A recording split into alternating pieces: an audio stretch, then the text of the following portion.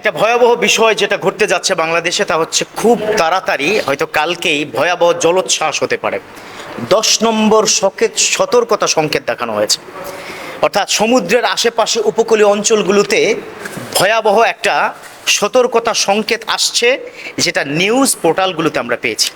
এবং আপনারা যারা এখানে আছেন, আপনাদের কি করণীয়? একজন আমাকে প্রশ্ন করলেন, হুজুর দয়া করে যদি বলতেন, বিশেষ করে একজন মিডিয়া কর্মী, জলোচ্ছ্বাস যদি হয় ওই সময় দোয়া আছে কিনা? ইসলাম এমন কোনো বিষয় নেই যে ব্যাপারে কথা বলেনি। জলোচ্ছ্বাস, ঘূর্ণিঝড়, এই জাতীয় কোনো বিষয় যদি হয়, বাংলাদেশের সবচেয়ে বড় ক্ষয়ক্ষতি হয়েছে কিন্তু সিডরের সময়, উপকূলীয় অঞ্চলগুলো, তাই না? পাথরঘাটা থেকে শুরু করে এই সিডরের সময়, বাগেরহাট, এইসব অঞ্চলগুলোতে।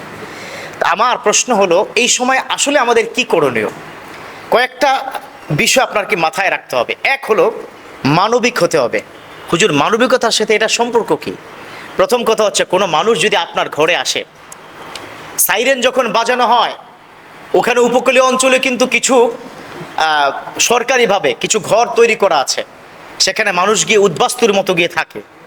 আচ্ছা, আপনার আত্মীয় স্বজন এর মধ্যে উপকূলীয় অঞ্চলে অনেকে আছে না? আপনি থেকে ইনভাইট করবেন যে আগামী 2-3 দিন আমার ঘরে থাকবেন। এই যে আপনি ইনভাইট তাকে করবেন, আপনার উপর আল্লাহ সবচেয়ে বেশি খুশি হবে। কেন হবে?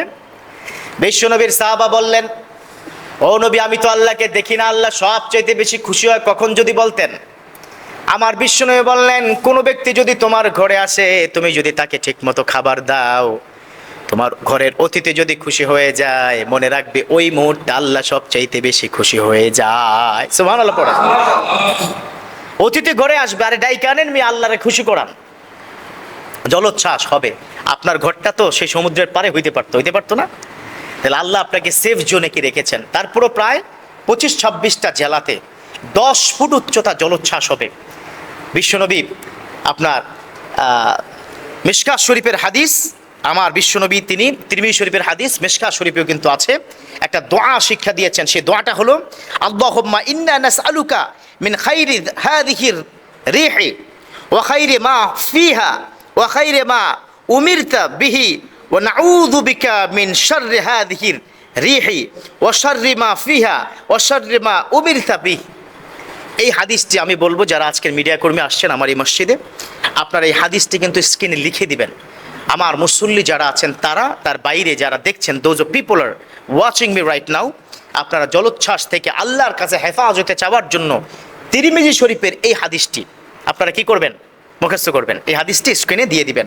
আল্লাহুম্মা ইন্না নাসআলুকা মিন খাইরি হাযিহির রিহ, আল্লাহুম্মা ইন্না নাসআলুকা, আল্লাহ আমি আপনার কাছে সাহায্য প্রার্থনা করছি, আপনার কাছে চাই যে এই ধরনের জলোচ্ছ্বাস থেকে হেফাজতে রাখার জন্য।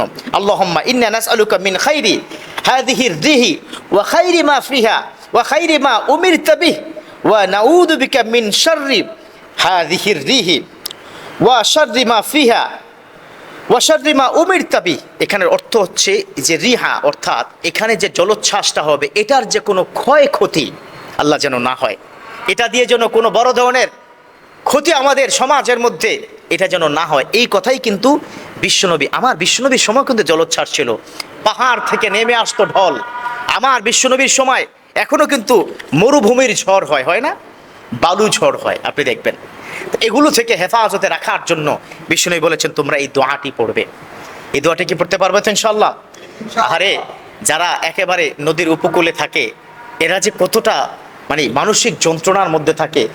যদি ঘূর্ণিঝড় আসে, এটা তো যন্ত্রণা, আবার পানি উঠে না, বন্যা, এটাও কিন্তু যন্ত্রণা। কত মানুষের ক্ষয়ক্ষতি হয়, আহারে পশু প্রাণী, গাছপালা, তরুলতা সব ধ্বংস হয়ে যায়। আল্লাহ আমার দেশকে জলোচ্ছ্বাস থেকে তুমি হেফাজতে রাখো, আমার উপকূলীয় সমাজের মানুষদেরকে তুমি হেফাজতে রাখো, তোমার কাছেই তো আমরা চাই।